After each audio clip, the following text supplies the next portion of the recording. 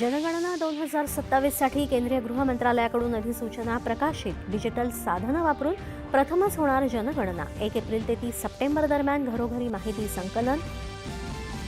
भारताच्या सुधारणा एक्सप्रेसला वेग मिळण्याचं पर्व निरंतर सुरू. गेल्या आर्थिक वर्षाच्या तुलनेत यावर्षी जवळपास 7.5% GDP वाढीचा अंदाज. हे त्याचंच द्योतक पंतप्रधान.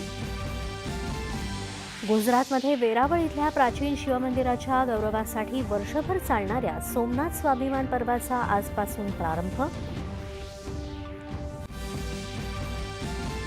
आगामी महापालिका निवडणुकीसाठी सत्ताधारी आणि विरोधी पक्षांच्या प्रचाराला रंगत. आघाड्या बिघाड्या आणि आरोप प्रत्यारोपांची रणधुमाळी. ठाण्यासह MMR क्षेत्राच्या विकासासाठी महायुती कटिबद्ध. मुख्यमंत्र्यांचं आश्वासन.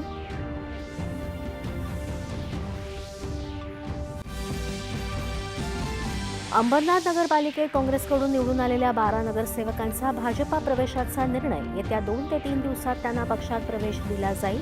प्रदेशाध्यक्ष रवींद्र चव्हाण. अमेरिकेचे राष्ट्राध्यक्ष डोनाल्ड ट्रम्प यांनी जागतिक स्तरावर एक मोठा निर्णय घेत अमेरिका 66 आंतरराष्ट्रीय संघटनांमधून बाहेर पडत असल्याची केली घोषणा.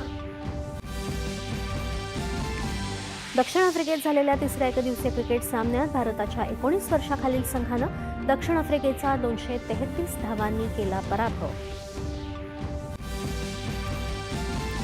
मलेशिया खुल्या बॅडमिंटन स्पर्धेत PV सिंधूची उपांत्यपूर्व फेरीत धडक.